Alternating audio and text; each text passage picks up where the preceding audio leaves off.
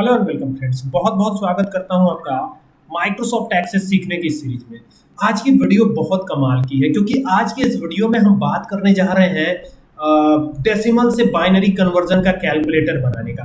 और इसमें कहीं भी मैंने एक्सेस में सीधा सीधा यूज किया है VBA का, यानी VBA का यूज करके आप ऐसा कर सकते हैं। आप देख सकते हैं यहाँ पर पब्लिक फंक्शन हमने डेस्ट टू बिन नाम से बनाया हुआ है, देख सकते हैं ये किस प्रकार से बनाया है। और यहाँ पर आप देखेंगे वेरिएबल एक बनाया रिजल्ट नाम से। उसके बाद फिर आप देख सकते हैं डेसिमल इन बनाया यहाँ पर हमने हाई प्रिसीजन के लिए, पॉइंट में ज्यादा वैल्यू लेगा, ट्रिम का यूज किया है। फिर इस तरीके से तमाम ये चीजें मैंने करी हैं, देख सकते हैं ना। और यहाँ पर डिवीजन ऑपरेटर का भी यूज किया, इसे डिवीजन ऑपरेटर कहते हैं, है ना, इसे नॉट इक्वल टू कहते हैं। तो आप देख सकते हैं कि इसमें व्हाइल लूप का भी यूज किया है हमने, और बहुत ही बेहतरीन तरीके का प्रोग्राम है।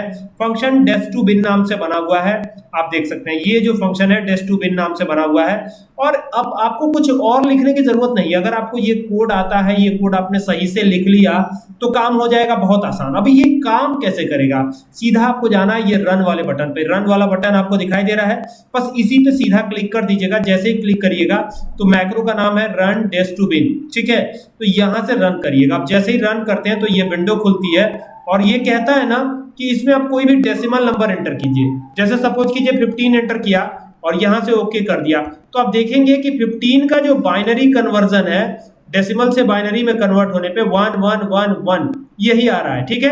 एक बार फिर इसको रन करते हैं।